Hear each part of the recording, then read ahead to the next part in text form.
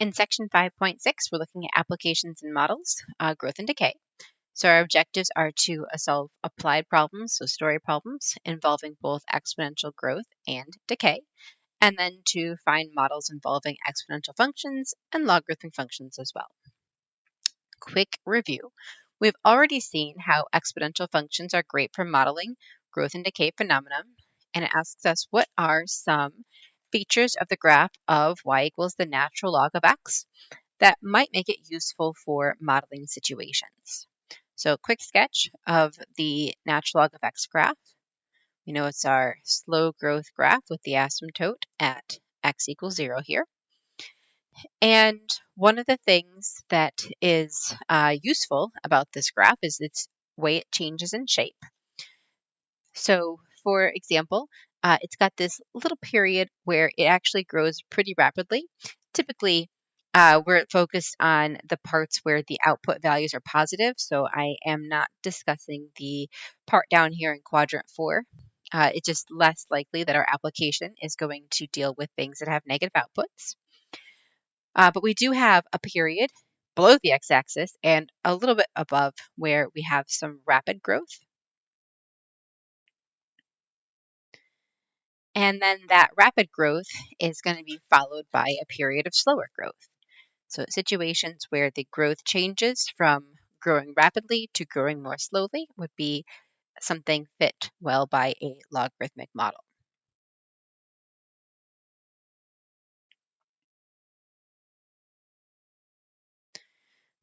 It also only inputs positive values. The negative x values are not part of the domain, and that's also something that's very common for most modeling situations. So in our topic 1, we're going to look at some exponential and logistic growth. First, we have our exponential growth models. So if we're looking at growing populations, whether it's a growth of a human population or bacterial population, or even a growth of money or quantity, such as text messages, we can use the population growth model P of t equals P sub naught, or P sub 0, also called P naught, N-A-U-G-H-T, for that sub 0 there, P naught, times e to the kt, where k is the exponential growth rate. And in the growth models, that k value is going to be a positive. The model form is not going to change if you're looking at a decay model, but in decay model, that k value would then be a negative value. All right. So in a sample of a bacterial culture, it initially contains 50 E. coli cells, and the exponential growth rate for E. coli under optimal conditions is about 4% per minute. So that means that our P naught, the initial amount of E. coli, is going to be 50, and the exponential growth rate, R, at 4% would be 0.04. So our model for P of t is going to be 50 times e to the 0.04 times t. Presuming optimal growth conditions, how many bacteria will there be 1 hour later? This is a growth rate per minute. So by using 4% as the growth rate, my time values need to match that, be in minutes. So for 1 hour later, we're going to input 60 minutes. And we'll evaluate this. Let me pull the calculator over. So let's enter the function P of t equals 50 times e to the 0.04 t, and I can evaluate that now with an input of 60. So after 60 minutes, there'll be 551.2 bacteria.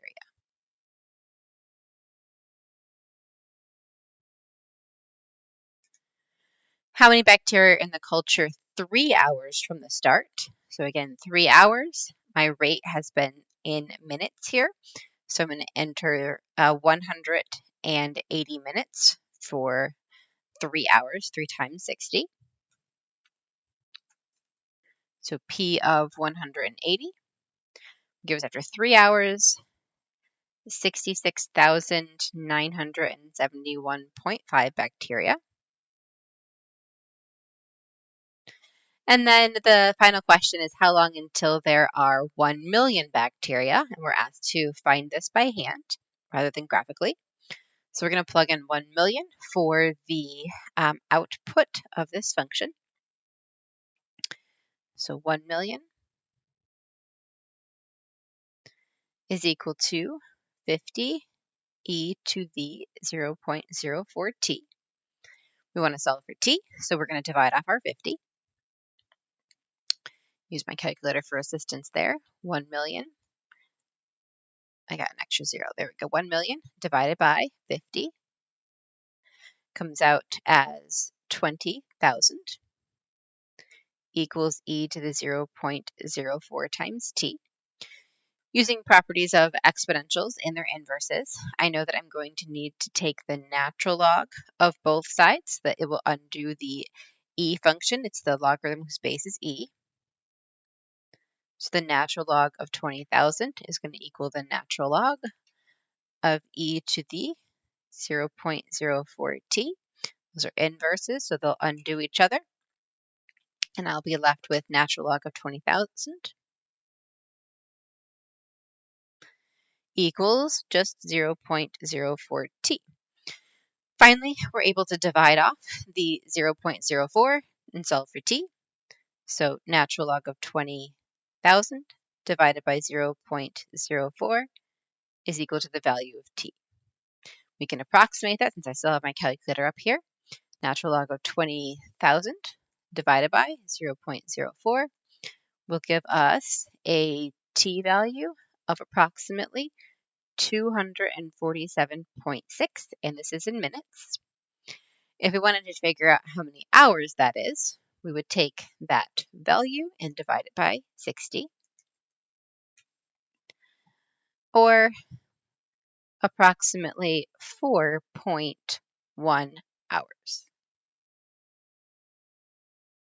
This is one of the reasons that E. coli is such a dangerous contaminant, because it does reproduce very rapidly, and then you would be able to get sick from that quickly, unfortunately. All right, let's go ahead and take a look at the next page and get rid of the calculator here. The next page says continuously compounded interest follows an exponential growth function, and we are going to invest $2,000 into a particular account in which the interest is compounded continuously. In previous sections, we've looked at interest compounded a finite number of times per year, in which case we used a formula that used an n value for the number of compoundings. If we're compounding continuously, we are using the P of t equals P naught times e to the kt formula. The base of the exponential needs to be e in order for the interest to be compounded continuously.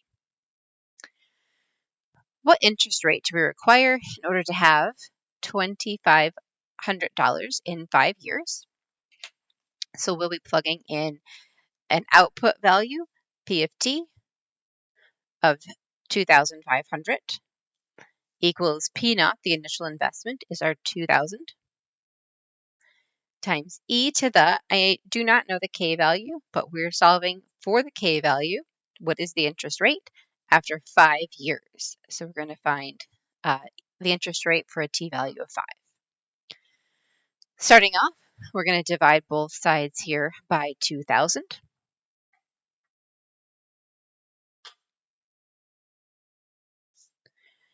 That will give us 25 over 20, which I can reduce both by 5, which would give me 5/4 or 1.25 equals e to the 5 times k. We're going to take the natural log now of both sides because that's the opposite of our exponential with base e. So natural log of 5/4 equals natural log of e to the 5k. The e and the natural log are inverses, so they're going to undo each other. Natural log of 5/4 equals 5 times k, and k is going to equal, I'm going to divide that 5 over, so it's our natural log of 5/4 divided by 5, and we'll go ahead and approximate that so we can get a decimal value for k. All right, so we need to take the natural log of 5/4 divided by the 5. K comes out as about 0.046. And so my interest rate is about, oops, I missed one of the 4s. Just notice that, 0.0446. That looks better. My interest rate now is about 4.46% per time unit. And the time units in this case were years.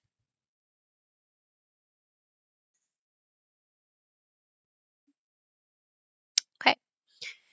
Using this same rate, so now we know we're going to be using the rate that we just solved for up here for K. How long will it take to double the initial investment? I know that the initial investment was $2,000. So to double the initial investment, that's going to be twice 2,000. That means we're going to end up with an output value of 4,000. So we'll plug that in for P of T. Set that equal to the initial value, which was 2,000, times e to the K value, which is 0.0446, times t, which is the unknown. Solving for t, we're going to need to divide the 2,000 off of both sides. 4,000 divided by 2,000 will give us 2, equals e to the 0.0446t. And once again, I need to solve for the t value. It's inside the exponential with base e, so we'll apply the natural log of both sides.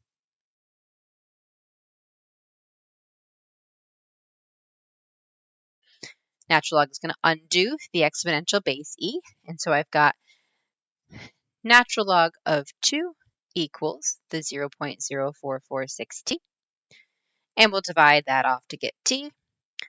So natural log of 2 divided by 0.0446 will be equal to t. Into the calculator, we've got natural log of 2. We're dividing it by 0.0446, and our t value is going to come out at approximately 15.5 years.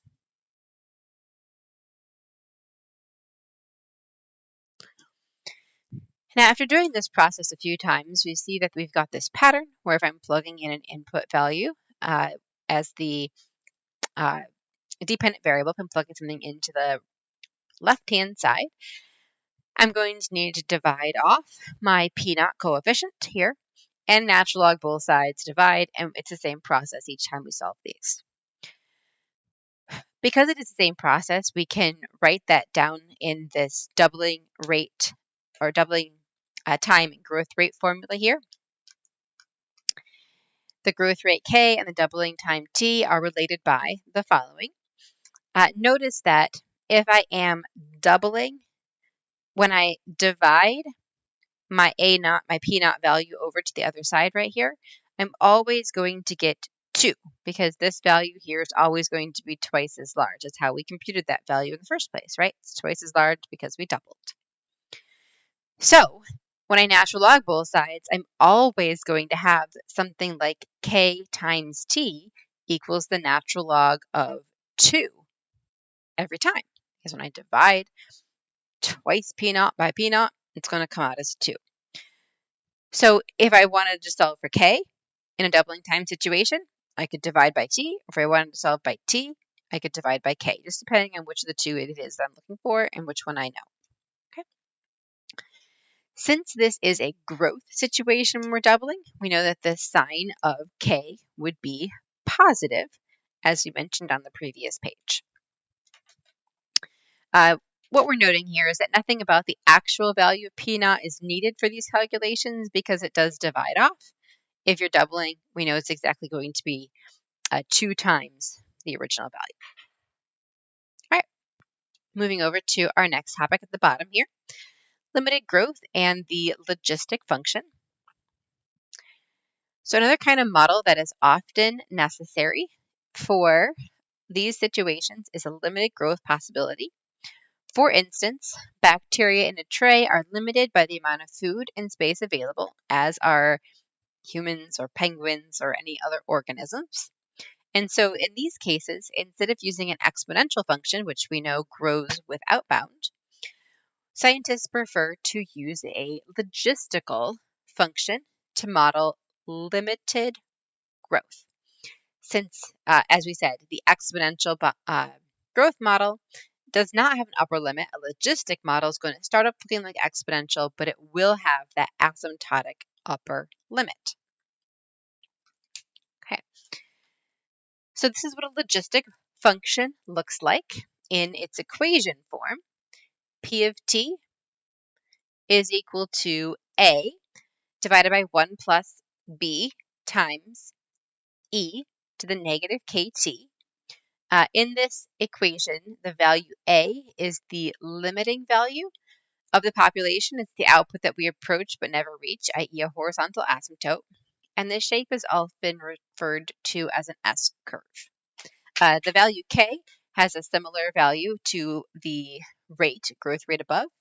And then b is a constant that's going to deal with the particulars of the population. For a quick sketch of what these logistic functions look like, I'm going to draw down here at the bottom, give myself a pair of x and y axes. In general, a logistic model is going to start by looking like an exponential model where you've got that slow growth followed by a period of rapid growth.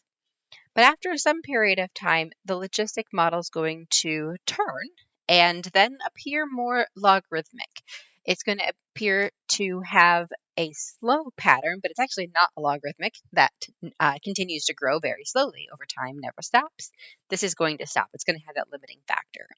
So it is going to have an asymptote on the upper limit as well as the asymptote below on the lower limit. So there are two asymptotes in the logistic curve. The value of this upper asymptote here is going to be A, limiting growth factor here, and the one in the bottom here is going to be at 0, just like for a regular exponential curve. Okay, so it's called an S-curve. This is an elongated S shape right here. And that's what an logistic function model is going to look like. We're going to look at that here in a second. Let's take a look at an example on the following page. This one is about the bald eagle population. It might be hard to imagine, but in the early 1960s, the bald eagle was nearing extinction in the United States. As a result, it was placed on the endangered species list, and efforts to protect the eagle, including restoration of habitat and banning of harmful pesticides, etc., have proven successful, and the number of bald eagle pairs in the lower 48 states has been growing as shown in this table. Okay, what we need to do is make a scatter plot of this data and then sketch it and see how it compares to a standard exponential growth curve. Clearing my calculator here. Let's go ahead and I think we need to work with, how about t since 1960? Actually, I just read below. In this one, we've asked to be using t since 1962. I'm counting a little weird, but that's what the question has asked us to do. So we'll go ahead and count since 1962. So 1963, that would be 1 year after 1962. Just because I'm using an odd starting year here, let's just go ahead and subtract. So 1974 minus 1962, that's going to be a 12. 1981 minus 1962, that's 19 years. 1986 minus 1962, 24 years. 1990 will be 28 years. 1994 will be 32 years. 2000 is 38 years since 1962, and finally 2005 is 43 years. Okay. Now, making our table, we need to enter each of these values.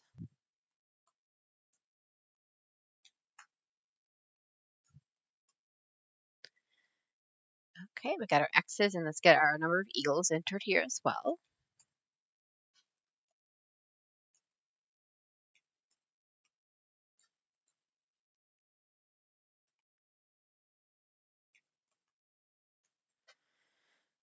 It looks like I mistyped this one, so I'm going to quick fix that. 444.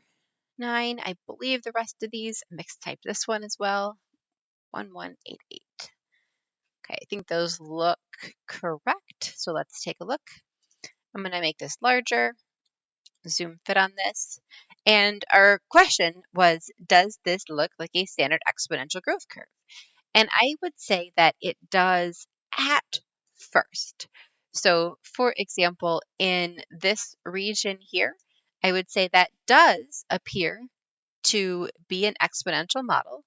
But if I'm examining the later region, it does not seem to continue that pattern. I see it slowing down. And as it slows down, that is a tendency towards that limiting population factor. And so we are going to see that this is going to be better fit by a logistic model than by a purely exponential model. So let me shrink that back up.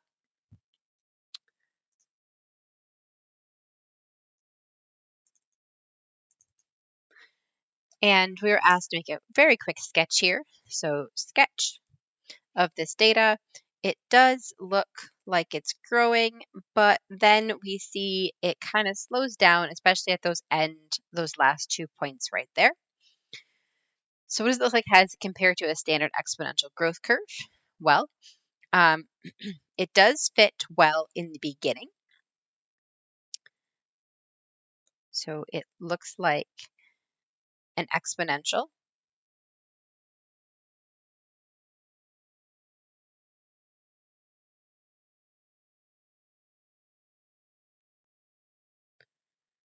Would fit well at first. But then the data slows down.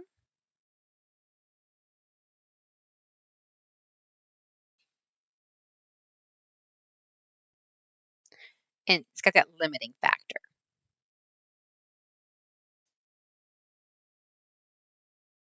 Okay. I'm going to highlight that here as well. Oh, I'm sorry, my decimals covered up what I wrote. Apologies, I'll get rid of that. This is the region visually where I was saying that the exponential growth curve would fit at first. And then we said that then the data was slowing down, so it had that seemingly limiting factor, making it better for logistic. Okay, so we're going to do some regression in the calculator to find a logistic model. I'm going to try to do this a couple ways. First way is we're going to look back at what the model type should look like. And if I needed to do a regression of this type, my output value would be y1, be approximately a over 1 plus b times e to the negative k times the x1 value for the input. So I'm going to enter that first here. y1 approximately fraction a over 1 plus b times e to the negative k times input. Okay. All right, so making this big just to take a look at this, looks like we're fitting the model fairly well, especially during the middle, and we are seeing that slowdown realized by this exponential half and this logistic finish. Okay. So let's make a note of our model here.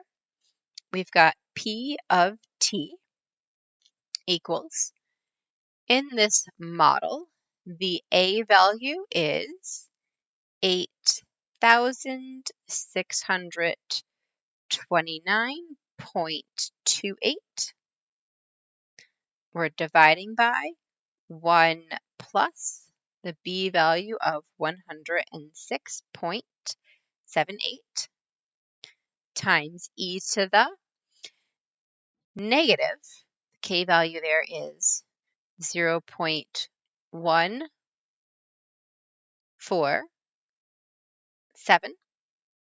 and then times our input t. Based on the regression equation, what is the carrying capacity for the bald eagle? So carrying capacity That is our A value. So the carrying capacity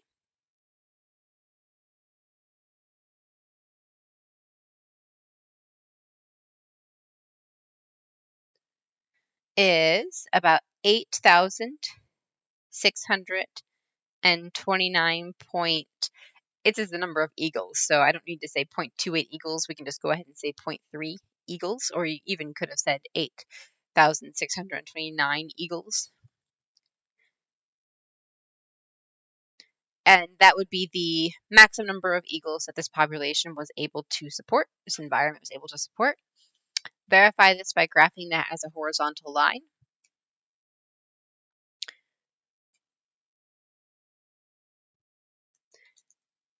I'm going to dot this, make it bigger as well so I can see it easier. That does seem to be the limiting factor. My model is getting very close to that value and it's not going to increase above it. So that is the upper limit, that horizontal asymptote for our graph. Continuing down, we have the protection of bald eagles was scheduled to sunset when the population reached 700 or 7,500 breeding pairs in the lower 48. According to your model, predict when that would have happened. Okay. So we're looking for an output of 7,500 equal to our model. So I've got my A value here. I'll get rid of decimals for a little bit. 1 plus the 106.78 times e to the negative 0.147t. I need to solve this. It is part rational, so I know that anytime I'm trying to solve it, I'm going to multiply both sides by the common denominator.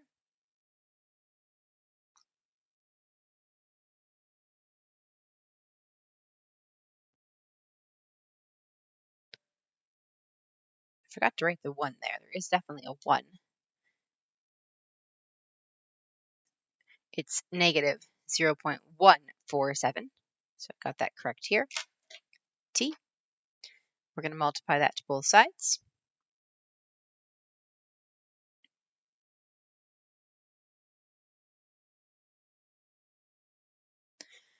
On the right-hand side, those are going to cancel. On the left-hand side, I have this whole thing multiply by the 7,500. I'm not going to distribute because I'm planning to divide that 7,500 off of both sides. So let's just go ahead and leave it written as such. So I've got 7,500 times 1 plus 106.78 e to the negative 0.147t equals 8,629.28. All right, I would like to divide off the 7,500.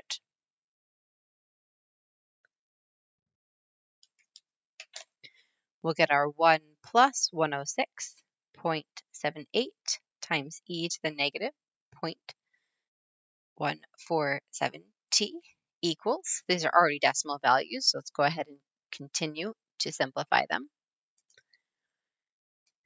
8,629.28 divided by 7,500 comes out as about 1.1506. I'm trying to keep a few more places than usual in my intermediate steps right here to reduce overall error.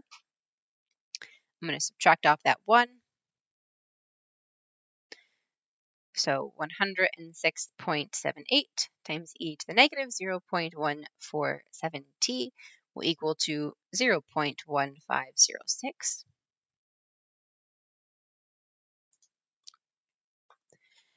And that number now needs to be divided by the 106.78.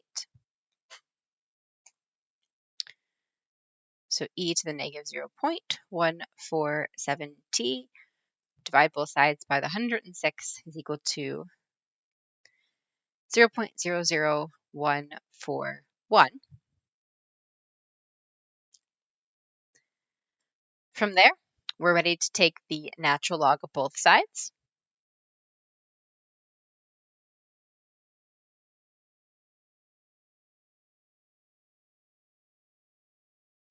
Because that is the inverse of the exponential with base e. So I'm going to need the natural log of, I'm going to copy this value, save myself the typing of it. So negative 0.147t is equal to about negative 6.56. And finally, we get to divide this value by the negative 0.147.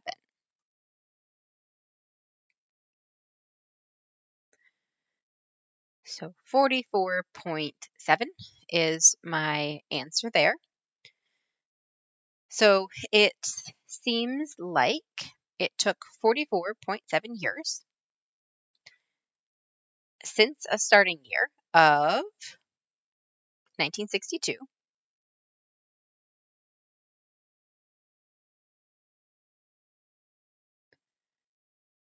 Okay, so let's take 1962 plus the 44.7-ish. And that puts us near the end of 2006. So it's going to be 2006.7. So my prediction is that near the end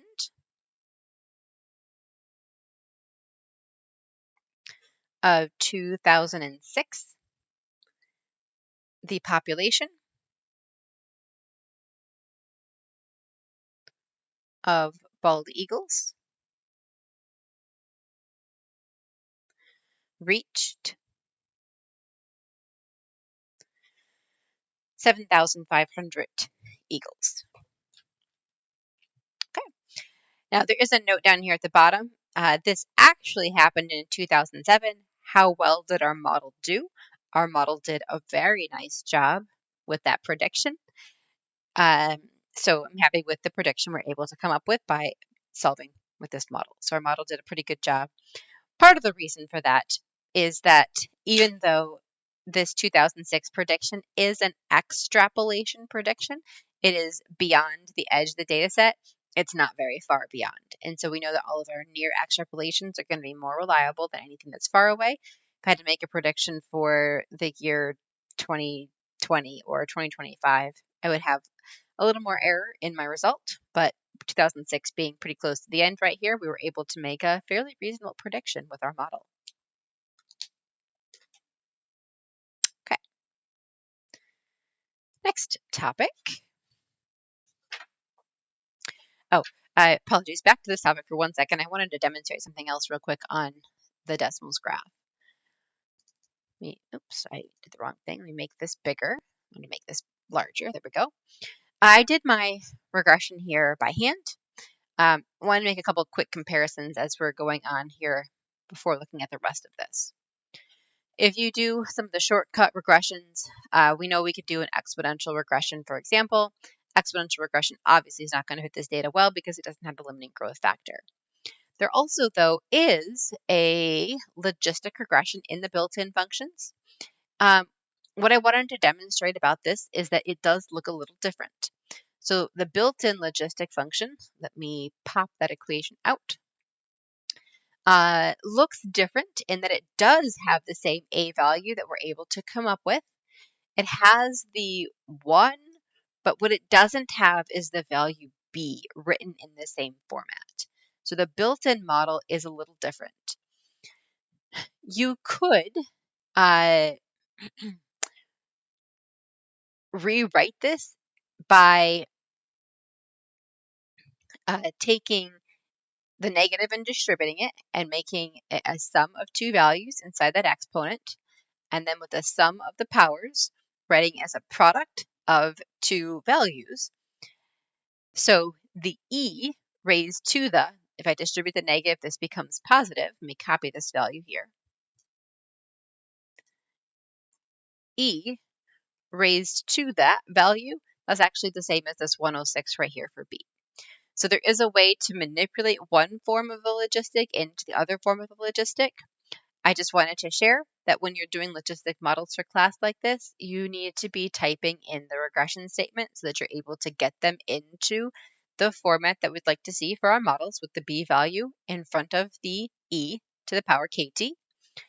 The k value came out the same way as it had for ours. The only difference was in the presentation on the b value.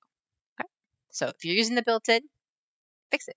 Make it so it's standard by taking e and raising it to the other value. In this case, that negative distributed and made it into a positive value. Okay. All right. So enough of that. Let's go ahead and now go to the next page. Topic 2 on exponential decay. We're using the same sort of function to model decay as we used to model growth with one important modification. So for growth, we have P of t equals P naught times e to the kt, and this is our growth model.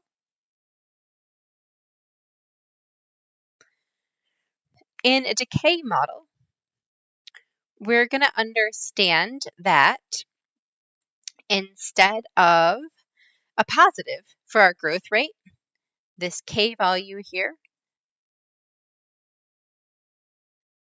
is greater than 0. I was going to write greater than 0, but I started to write positive. We would need to have a negative in our rate in order for this to be decay. Oftentimes, because we would say we decay by a rate of and then give a positive value, but knowing we're decaying, we put the negative right in the formula. Okay, so it's negative kt if we're going to be decaying.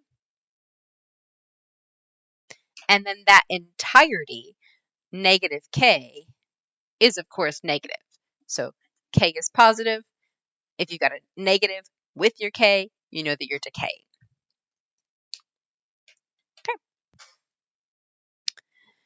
Okay. In this case, instead of k being the growth rate, k would be the decay rate.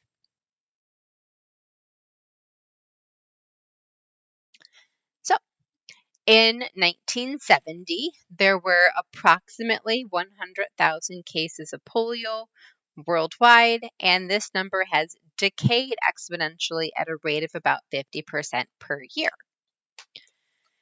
So I'm going to be able to write myself a model, P of t equals P naught, the initial value is going to be the 100,000.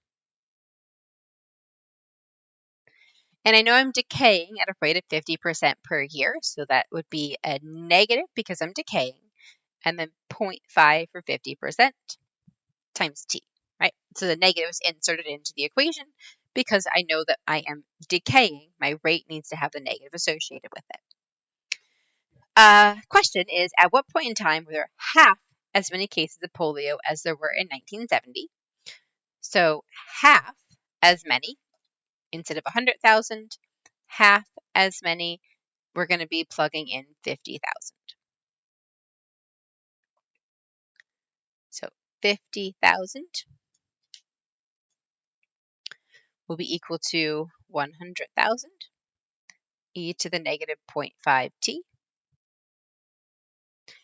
We're going to solve, so we're going to divide both sides by the 100,000. 50,000 divided by 100,000 is going to be 0.5 equals e to the negative 0.5 t. Natural log both sides.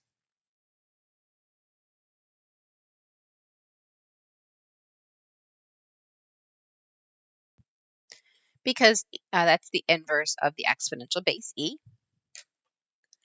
Let's make my calculator smaller. I'm just going to refresh it. We'll need the natural log of a half. Natural log of 0.5 is negative 0.693. It's equal to negative 0.5 t, and then divide by that negative 0.5.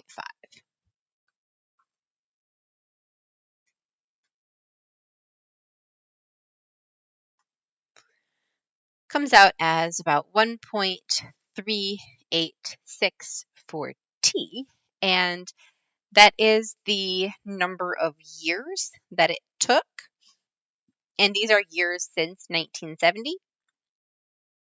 So it's going to be in still early 1971.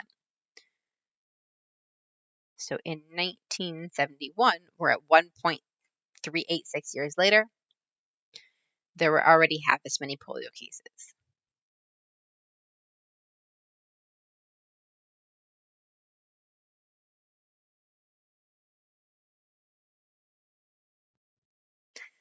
That's probably not surprising since we know that we're decreasing by 50% per year, so we should have half as many the next year.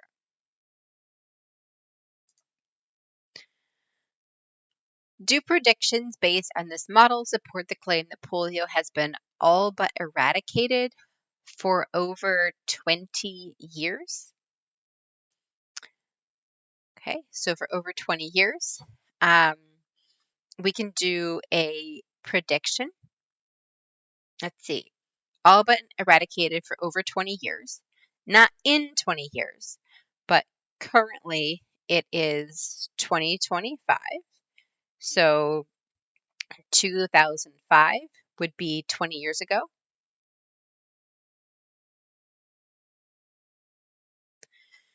So we want to say, has it been eradicated for 20 years from the past? So I'm looking at making a prediction for 2005. So I'd be able to say it's all been eradicated for at least 20 years. So 2005, we're talking about how many years that is from 1970. That's 35 years.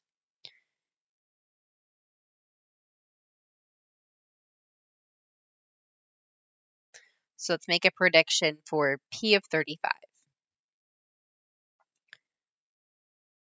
So we'll take 100,000 times e to the negative 0.5 times 35.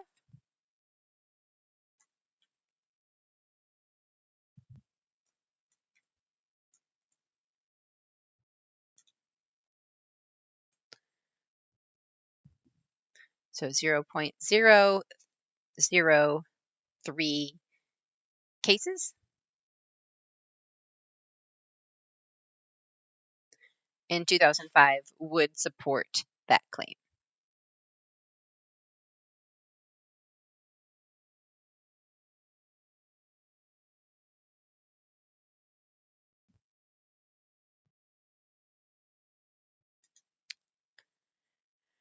However, sadly, due to poor vaccination practices in some countries, polio is far from eradicated worldwide.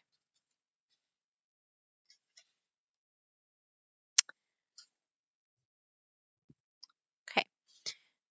On the next page, we're looking at a picture of exponential decay, and we're looking at that idea of half-life, similar to what we did for doubling time a few pages ago. Exponential decay, we're decreasing rapidly, followed by a slow decrease. And P naught is the initial amount that's going to correspond with the y-intercept of our graph. And what this graph is demonstrating is that the amount of time it takes to halve from the initial amount is going to be twice the amount of time it takes for the population to quarter, and then 3 times again that amount for the population to become 1/8 as large. So if I know the amount of time it takes for the population to decay by half, it's like twice that long to decay by half again, so a quarter, and twice that long to decay by half again.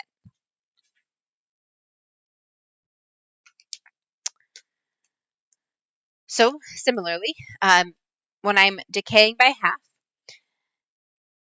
we call this the half-life. This half down here is just a subscript for half-life. It's just the time it takes to decay by half. Let me rewrite this up above here instead because I like a different formatting on this prior to seeing what's in the box here. Okay. If we're going to decay by half, we're going to have half of P naught plugged in equal to P naught e to the negative KT. When we divide off the p naughts, we will have 1/2 equals e to the negative kt. And then we would from there natural log both sides. Natural log of 1/2 would be equal to natural log of e to the negative kt, because that is the inverse of the exponential. So I've got natural log of 1/2 equals negative e to the, negative kt. Let me clean that up. Got rid of the e there.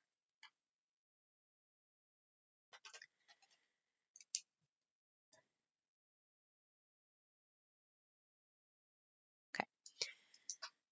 That should make sense in terms of how we would solve by plugging in half of the initial value. Initial value divides off, we get half every time. Now, what's said in the box looks a little different, so I'm going to expand this. I know that the natural log of a quotient, 1/2, can be separated into the natural log of 1 minus the natural log of 2, taking the quotient and separating it into a subtraction. So that would be equal to negative kt.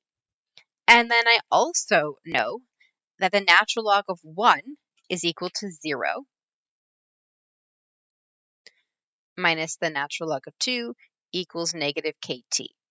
So I really have negative natural log of 2 equals negative kt, and I could divide off the negative to say natural log of 2 equals kt. So that is just going to show that this same exact relationship, natural log of 2 equals kt, is true in both the decay rate half-life situations and in the doubling time situation. That's exactly what we had over here as well, right? Kt was equal to natural log of 2. It's the exact same thing over here. Kt is equal to natural log of 2. That's it. So if I'm interested in remembering one of the formulas for half-life or doubling time, there's just one formula. It's the same thing, and we can see why up here that it works out to come out the same. It is initially a half, but because of properties of logarithms, I can simplify that out, divide off my negatives, and come to the same relationship.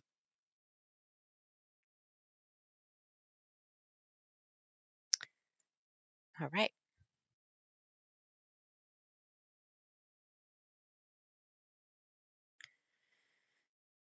Since this is decay, when we have our equation, e to the negative kt, we're going to have a negative for the exponent.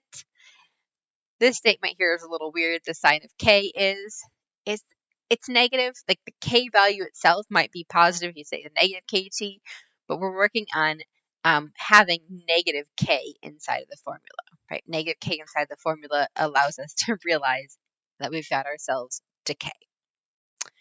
And again, just like before, nothing about the actual value of P naught is required to do this calculation. Then the corollary for that is, since we don't need to know the actual initial amount of something if we know its half-life, this can be used to calculate the ages of samples. This is what we use to do radiometric dating or carbon dating. Carbon dating is talked about down here below. Data shows that the amount of certain isotopes of carbon remain remarkably constant in the atmosphere over time. Therefore, we presume that the amount of the isotope remaining in dead samples is a predictable fraction of the initial amount.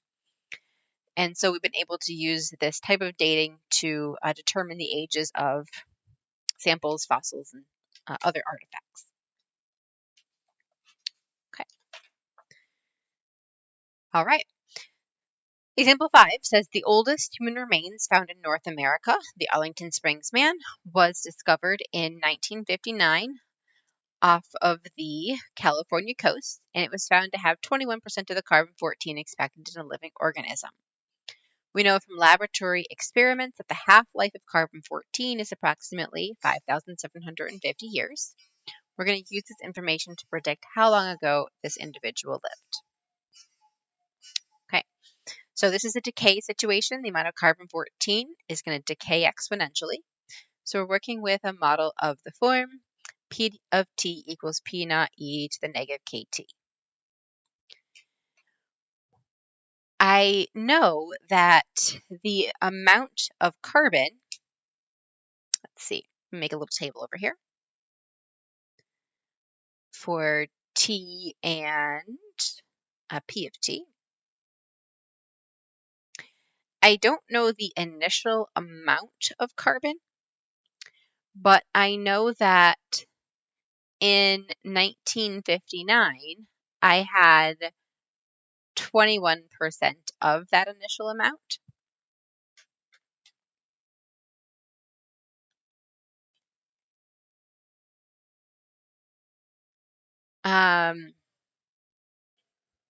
And hold on.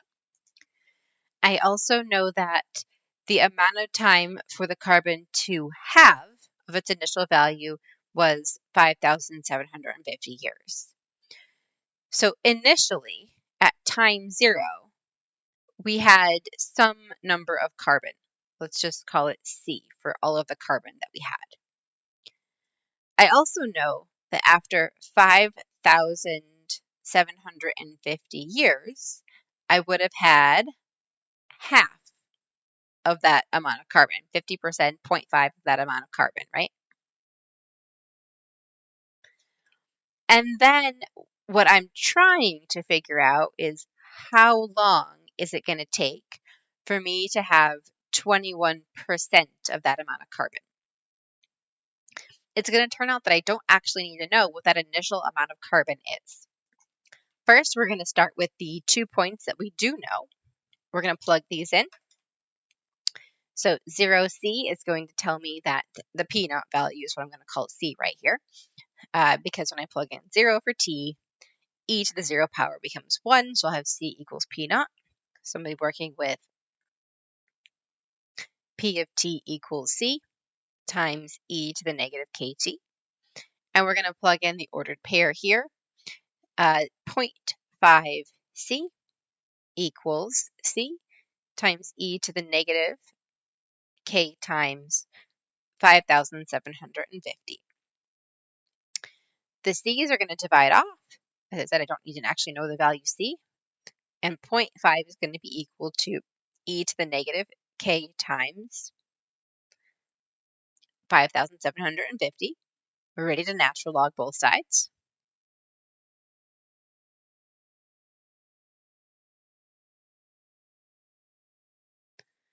Undoing the exponential function. Natural log of 0.5 equals negative K times 5,750, or negative 5,750K. Divide off the 5,750.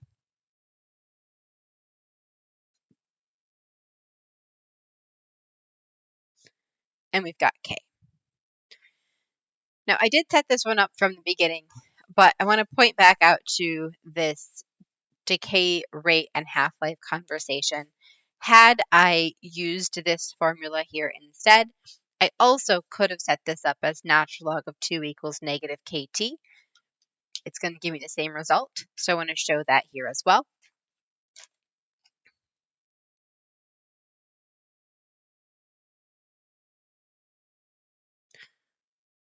So if I take natural log of 2 divided by the 5,750, I should come up with the same thing. The reason that I set it up this way, which is a little bit of a longer process, is that I only need to remember one formula instead of 2 separate formulas for this process. And I think that's more convenient for me, is to remember just the one setup formula and then to solve for the K value. If you prefer to remember 2 formulas, that's your prerogative. All right, so calculator, let's get these 2 values and hopefully show that they're the same. So the natural log of a half divided by, oops, I hit the wrong key, negative 5,750 should be the same thing as the natural log of 2 divided by 5,750. and they are the same thing. So the K value is 0.000121.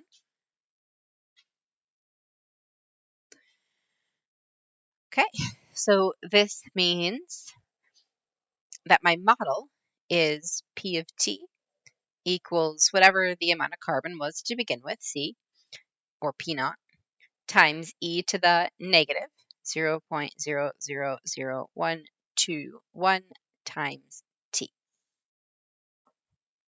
Now I can use this to answer the question, how long does it take until there's 21% of that carbon remaining?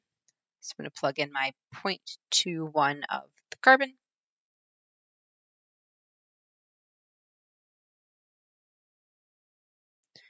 Divide off the C's again. So 0.21 equals e to the negative 0.000121 t. And we're ready to natural log both sides.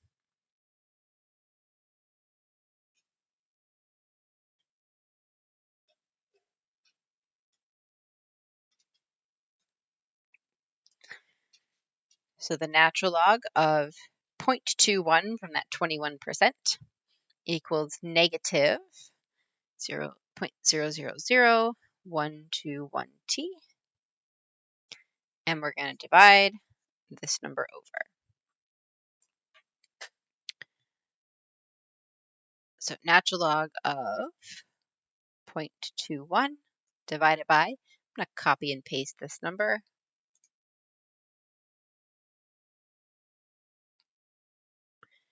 I'm going to throw the negative in front of it as well, since it should have been there. Okay, so it comes out as 12,946.3 for T. So we would predict that the man lived 12,946 years ago.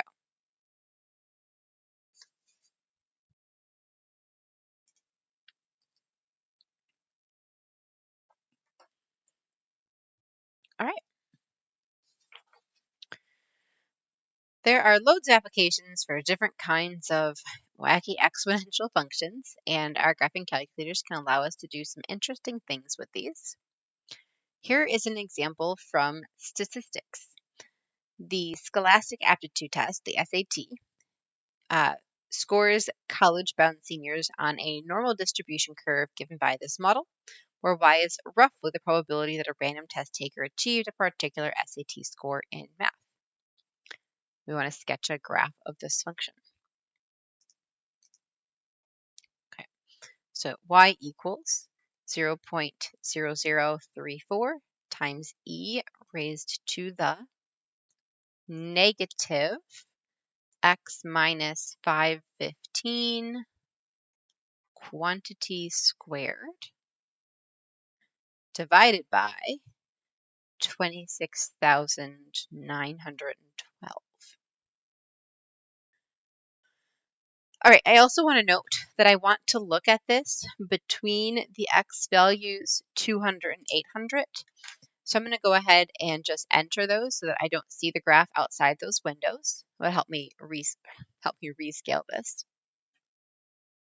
So I'm going to use those curly braces and say I only want this graphed between 200, so we're supposed to be less than or equal to, so I need to hit shift, there we go, less than or equal to x and 800.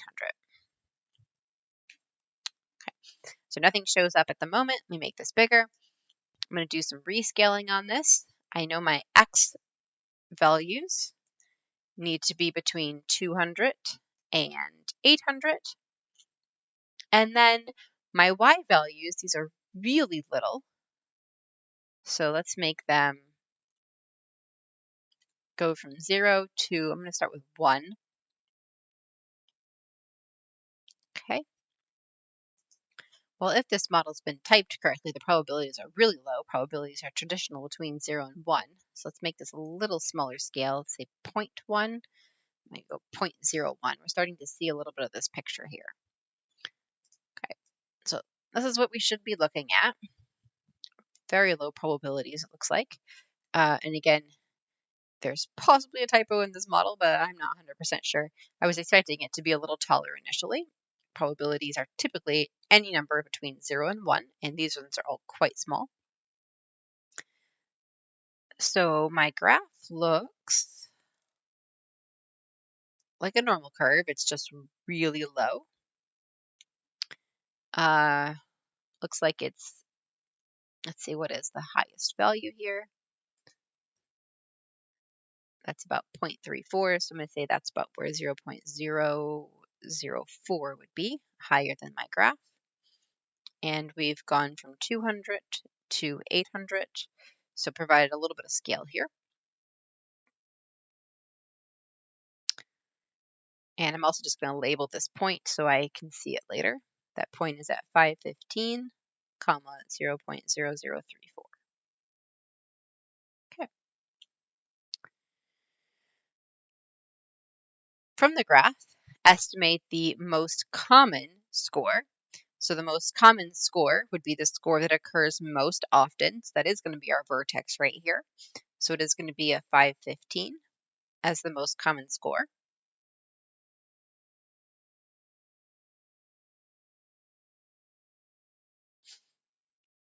Based on the model, roughly what is the probability as a percentage that a random high school senior achieves a perfect score of 800?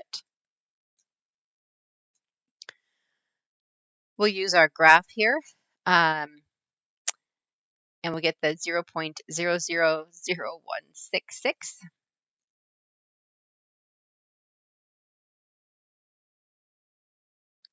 Let me make this a function real quick so I can see that number again.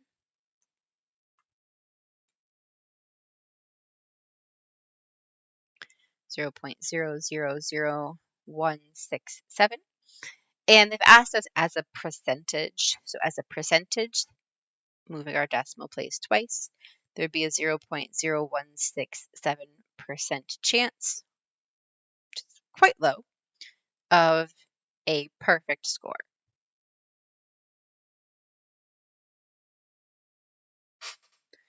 Finally, what does this suggest about someone who claims that they got a perfect SAT score? It just suggests that that's unlikely.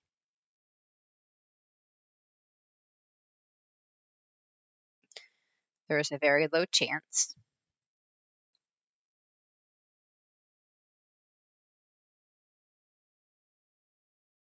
of getting a perfect score.